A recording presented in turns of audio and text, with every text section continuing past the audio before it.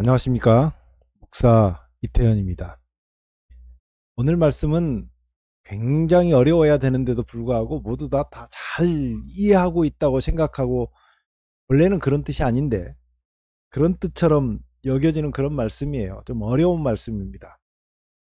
이사야 1장 10절로 12절에 이런 말씀이 있어요. 너희 소돔의 관원들아, 여호와의 말씀을 들을지어다. 너희 고모라의 백성아, 우리 하나님의 법에 귀를 기울일지어다. 하나님의 법에 귀를 기울이라 그래요. 그러니까 어떤 사람들은 이 말씀은 우리가 일반적으로 아는 그 법을 잘 지키라 이런 말로 생각해. 말씀이 마치 그런 것처럼 보입니다. 여호와께서 말씀하시되 너희의 무수한 재물이 내게 무엇이 유익하뇨? 나는 수양의 번제와 살진 짐승의 기름에 배불렀고, 나는 수양이나 어린 양이나 수염소의 피를 기뻐하지 아니하노라. 너희가 내 앞에 보이러 오니 그것을 누가 너희에게 요구하였느뇨? 내 마당만 밟을 뿐이니라. 법이 더 나은 것처럼 그렇게 보입니다. 이것도 비슷한 말씀이 또 있는데 이런 말씀이 있어요. 사무엘상에 보면 사무엘이 가로되 여호와께서 번제와 다른 제사를 그 목소리 순종하는 것을 좋아하신 같이 좋아하시겠나이까. 그러니까 순종과 번제가 비교가 됐어요. 하나님께 드리는 제사하고 순종이 비교가 된 것입니다. 거기서 이렇게 나오니까 하나님 말씀인데 순종이 훨씬 더 좋은 것입니다. 그래서 순종을 강조하시는 분들이 엄청 이 말씀을 인용해서 얘기해요. 듣는 것이 수양의 기름보다 나으며, 하나님 말씀을 순종하는 것이 수양의 기름보다 더 낫다고 얘기하는 것입니다. 자, 그러면서 뭐라, 이를 거역하는 것은 사술의 죄와 같고 완고한 것은 사신 우상에게 절하는 죄와 같음이니라. 아말렉을 쳐서 멸하라고 했던 하나님의 명령을 어기고 아말렉에 있는 것들을 좋은 소하고 양들을 남겨놓았던 사울에게 사무엘이 했던 이야기이죠. 자기 교회에 한번 와보라고 그래서 제가 그 교회를 갔어요. 한 40년을 그 교회에서뿐만 아니라 여러 교회에서 담임을 하셨던 목사님이 있었어요.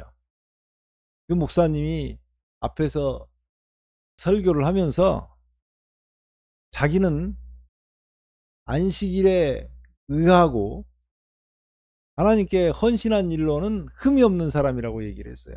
안식일을 잘 지키고 11조를 잘 내야 품성 변화돼서 천국에 간다고 얘기를 해서, 제가 성경으로 그런 것이 어디가 있느냐 그렇게 하면서 손을 들고 질문을 했어요. 답변을 했는데 전혀 비성서적인 답변을 하고 이런 식의 내용이에요. 답변을 했기 때문에 또 질문을 했더니 주변에 있는 사람들이 저보러 조용히 하라고 막 저를 혼을 내는 것입니다. 주변 사람들이 저한테 막 조용히 하라고 그래서 제가 더 얘기를 못하고 왔던 기억이 있어요. 40년 목회를 했으면 40년 동안 사기를 친 건데 어떻게 하나님 말씀을 저렇게 깨닫지 못하고 사기를 치고 다 돌아다니는데 사람들이 저걸 좋아하는지 나는 이해가 안 된다, 그렇게 얘기를 한 적이 있어요. 40년간 사기를 친 거죠. 여러분들이 이 말씀을 보면서 이게 자연스럽게 이해가 되는 까닭은 유교적 문화에 있어 가지고 유교적 사고 방식으로 이게 이해가 쉽게 되는 거예요. 우리가 그 불교적 어떤 영향을 가지고 있어 가지고 불교적 사고 방식으로 쉽게 이해가 되는 것입니다. 자, 여러분, 번제 얘기 나오죠. 번제. 그 앞에 있었던 이사야서에서 있었던 말씀도 마찬가지인데, 법이 나오고 무수한 재물이 나오잖아요. 제사가 있단 말이에요. 제사가. 사람이 하나님 앞에 나아갈 때에 번제를 드려야 하나님 앞에 나갈 수 있었어요. 이것은 뭘 상징했냐면 예수님께서 이 땅에 오셔가지고 죽으실 십자가를 상징했어요. 부활을 상징했어요.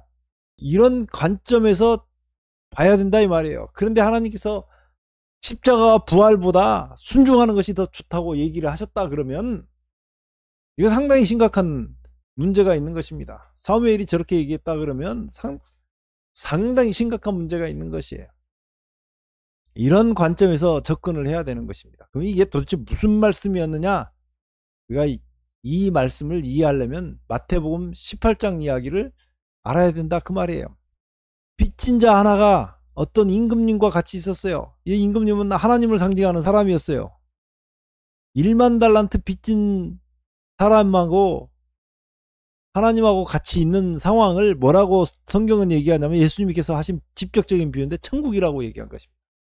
이러므로 천국은 그 종들과 회개하려 하던 어떤 임금과 같으니 회개할 때에 1만 달란트 빚진 자 하나를 데려오매 갚을 것이 없는지라. 천국은 하나님과 빚진 우리가 있는 모습이에요. 그것을 갚을 것이 없기 때문에 탕감해 준 것입니다. 이 탕감해 준 까닭은 뭘로 탕감해 줬어요? 십자가에서 피 흘리시면서 하나님께서 희생하시고 인간을 구원하신 것입니다. 그 사랑이 너무 큰 거잖아요. 그것이 번제예요, 번제. 그런데요, 이 은혜를 입은 사람이 나와서 100데나리온 빚진 사람을 만난 거예요. 빚진 사람을 와서 감옥에다 집어넣은 것입니다. 자기하고 똑같은 상황인데 이 한 사람을 감옥에 집어넣은 거예요. 1만 달란트가 빚이었는데 이게요 1년치 국가 예산에 맞먹는 돈이래요. 100데나리온은 하루 품삯이 1데나리온이니까 100일치 품삯 정도 돼요. 1년치 국가 예산하고 한 사람의 100일치 품삯하고 비교가 안 되는 큰 차이죠. 이제 우리가 하나님께 갚을 수 없는 죄를 용서받고 우리에게 조그마한 잘못을 한 사람을 용서 못하는 경우를 예를 들어서 이렇게 하나님께서 말씀하신 것입니다. 천국을 맛봤던 1만 달란트 빚진 자가 천국을 맛봤던 그 천국을 다른 사람에게는 지옥을 선사한 거예요. 지옥을. 그런 상황을 이해하고 이사야서를 봐야 되고 사무엘상에 있던 말씀을 봐야 돼요. 애굽에서 종살이하던 이스라엘 백성들을 애굽 사람들을 열장으로 치고 마지막에 그 예수님의 십자가를 상징하는 6월절 양을 잡고 출애굽해서 나온 백성들을 이스라엘 땅까지 완전히 하나님께서 인도해서 이스라엘 땅에서 하나님 백성들이 잘 살도록 하나님께서 은혜를 베풀고 그 사람들에게 자기들이 맛봤던 천국을 다른 사람에게 맛보게 해주라고 그런 차원에서의 말씀이에요. 유다 왕 우시야와 요담과 아하스와 히스기야 시대에 아모스의 아들 이사야가 유다와 예루살렘에 대하여 본 이상이라. 하늘이여 들으라, 땅이여 귀를 기울이라. 여호와께서 말씀하시기를 내가 자식을 양육하였거늘 그들이 나를 거역하였도다. 하나님께서 자식을 양육했다고요. 이미 은혜를 베풀어서 하나님 백성들에게 은혜 속에 살도록 하나님께서 은혜를 베푸신 거예요. 근데 그들이 뭘 했다고요? 자기를 거역했다고요. 어떻게 거역했겠어요? 은혜를 받았는데 다른 사람이 아주 강포를 행한 것입니다. 해악질을 행한 거예요. 이거 보세요. 소는 그 임자를 알고 나귀는 주인의 구유를 알건만은 강아지를 키워도 강아지가 주인을 알아봅니다. 근데 하나님 백성은 하나님께 은혜만 받고 다른 사람들에게는 아주 난폭하게 다른 사람을 갈취하고 이렇게 살았다 그 말이에요. 내가 맛본 천국을 다른 사람에게도 천국을 전파라고 하는 것인데 그것을 못한 거죠. 하나님께 받은 것이 크면 다른 사람에게는 작게라도 베풀 수 있어야 되는데 그것을 못했다라고 지금 지적하는 거예요. 이스라엘은 알지 못하고 나의 백성은 깨닫지 못하는도다. 하였도다. 슬프다 범죄한 나라요 허물진 백성이요 행악의 종자요 행위가 부패한 자식이로다. 여러분 하나님은 하나님을 모르는 사람들의 순종을 요구하지 않습니다. 거듭나지 않는 자의 순종을 요구하지 않아요. 이것을 우리가 잘 이해하지 못하고 있어요. 여러분들이 거듭났는지 제가 계속 그 문제를 언급하니까 기독교인은 아무렇게 해도 살아도 된다라고 생각하는 경우들이 가끔 있는데 그러지 않아요. 하나님께 그 은혜를 받은 사람들은 다른 사람들하고 살 때의 그 관계가 전혀 다르게 형성된다는 것을 알아야 됩니다. 예수님이 십자가에 달리시기 위해서 붙잡혔을 때 베드로가 칼을 빼가지고 말고의 귀를 잘랐잖아요. 자, 베드로의 이 행동이 잘한 것 같아요? 못한 것 같아요? 예수님을 위해서 칼을 뺐는데 그것이 잘한 행동이 아니죠. 절대로 잘한 행동이 아닙니다. 왜냐하면 예수님은 그 귀가 잘린 말고를 위해서도 십자가를 지셨거든요. 그래서 예수님이 말고의 귀를 고쳐주신 것입니다. 그 베드로가 회개하고 오순절에 성령 역사를 받은 다음에 사도행전 3장에서 성전 미문에 앉아서 구걸하던 안진뱅이를 고치는 기적이 일어나요. 자기가 받았던 은혜를 그 안진뱅이에게 나눠주는 거죠. 이렇게 살라고 얘기하는 것입니다. 거기서 말하는 순종은 이런 차원의 순종이에요. 하나님께 받았으면 그대로 나눠줘야 되는데 그들이 여호와를 버리며 이스라엘의 거룩한 자를 만으로 여겨 멀리하고 물러갔도다. 너희가 어찌하여 매를 더 맞으려고 더욱 패역하느냐. 하나님께 받은 것을 나눠주지 못하는 그런 것을 얘기하고 있어요. 여러분, 제사하고 순종하고 어느 것이 더 나으냐 그렇게 얘기하면 제사가 훨씬 더 낫습니다. 그런데 제사로 말미암아서 예수님의 십자가와 부활로 말미암아서 구원받은 사람은 그 십자가와 부활에 맞게 살아야 된다고 얘기하는 것이에요. 이런 차원의 것입니다. 이것은 같은 말인데 라고 생각하시면 안 돼요. 좀 다른 거예요. 온 머리는 병들었고 온 마음은 피곤하였으며 발바닥에서 머리까지 성한 곳이 없이 상한 것과 터진 것과 새로 맞은 흔적뿐이언을 그것을 짜며 싸매며 기름으로 유하게 함을 받지 못하였도다. 자, 남을 괴롭히는 사람은 자신도 상처를 입는다는 얘기예요. 강팍하게 하는 사람, 핍박을 하는 사람, 다른 사람을 모질게 했던 사람은 자신도 상처를 입어요. 너희 땅은 황무하였고 너희 성읍들은 불탔으며, 왜냐면요 1만 달란트 빚을 청산해 주고 나서 하나님의 은혜가 넘치면 다른 사람에게도 그 빚을 탕감해 주는 역사가 있어야 됨에도 불구하고 다른 사람에게 계속 핍박하고 억압하니까 하나님께서 주셨던 것을 취소시키잖아요. 1만 달란트 다시 갚으라고 그렇게 말씀하시잖아요. 그래서 땅이 황무한 것입니다. 너희 성읍들은 불에 탔고 너희 토지는 너희 목전에서 이방인에게 삼키웠으며 이방인에게 파괴됨 같이 황무하였고 딸 시온은 포대원의 망대같이 원두막의 상징막같이 에어싸인 성읍같이 겨우 남았도다. 여러분, 원두막을 어떻게 지었는지 보세요. 뼈대만 올려가지고 위에 겨우 걸칠 자리만 있게 만들어 놓잖아요. 원두막을. 만군의 여호와께서 우리를 위하여 조금 남겨두지 아니하셨다면 우리가 소돔 같고 고모라 같았으리로다. 넘치도록 은혜를 받은 사람들에게 그것을 좀 나눠주라고 얘기한 것이에요. 근데 그런 사람이 자기는 받은 것만 누리고 살고 다른 사람에게는 모질게 이렇게 한 것을 하나님께서 지적하신 거예요. 그렇기 때문에 이스라엘 백성들이 망한 것입니다. 여호와께서 말씀하시되 너희의 무수한 재물이 내게 무엇이 유익하뇨? 나는 수양의 번제와 살진 짐승의 기름에 배불렀고, 이 제사가 의미가 없어져 버린 거예요. 제사가 의미가 있으려면 하나님의 백성이 자기가 받은 은혜대로 다른 사람에게 나누고 살아야 돼요. 그래서 기독교인들은 도덕적으로 살라고 말하면 타락한 것이라고 제가 언제 설교한 적이 있어요.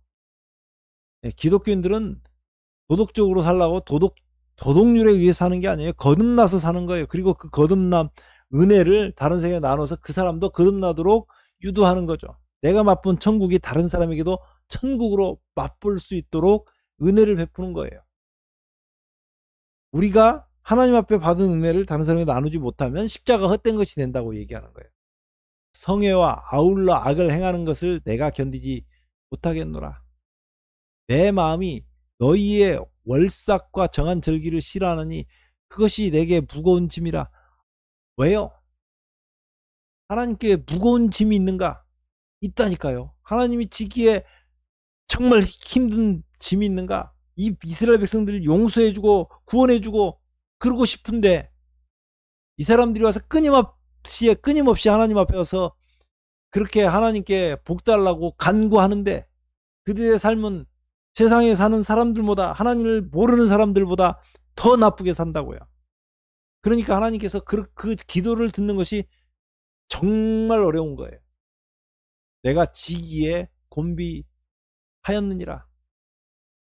그것을 하나님께서 응답해 주기가 너무 힘든 거예요. 여러분, 하나님께 기도의 응답을 받기 위해서는요, 내가 하나님께 회개하고 간구도 해야 되지만 내가 받은 은혜를 다른 사람에게 나눠주라고 얘기하는 것입니다. 그것은 세상에서 말하던 그 순종과는 차원이 다른 거예요.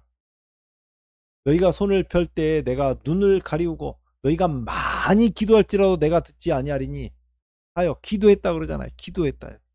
손을 펴고 기도했는데 듣지 않는다고요. 이는 너희 손에 뭐가 가득하다고요? 피가 가득하다고요. 피가.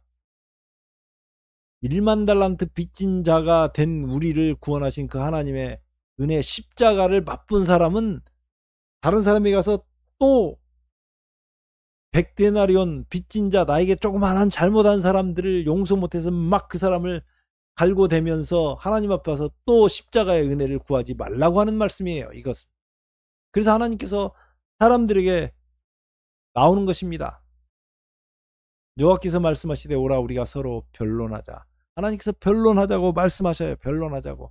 여러분, 하나님께서 우리에게 변론하자 그러면 우리가 대부분은 떱니다. 만약에 하나님께서 여러분에게 나타나시면 우리가 죽는다 그렇게 표현하잖아요. 그게 성경에 수도 없이 많은 사람이 죽을 지경이 된 경우에, 왜냐하면 하나님은 너무나 거룩하시고 그 하나님께서 우리를 위해서 희생하신 그 십자가의 피가 너무나 거룩하기 때문에. 그런데요, 하나님께서 변론할 때 가지고 나오시는 게 있어요. 십자가의 피를 가지고 나오시거든요. 그 피로 구원받은 사람은 우리가 다른 사람에게 그 피를 나눠주라고 하는 게, 내가 가진 것을 나눠주라고 하는 게, 그것이 순종입니다. 다시 얘기할게요. 엄청 중요한 건데, 십자가의 그 피를 받아서, 그 은혜를 받아서 용서받은 사람은 그 십자가의 피를 나눠주라고 하는 거예요. 여러분이 가진 거 나눠주라고 하는 게 아니에요. 그러므로 그것이 안 되면 내가 지금 십자가의 피가, 하나님의 은혜가 내게 부족한가를 봐야 돼요. 여호와께서 말씀하시되 우리가 서로 변론하자. 변론하자고요. 뭐 갖고 온다고요? 십자가 피 가지고 온다고요. 그렇기 때문에 변론하면 우리가 의롭게 되는 것입니다.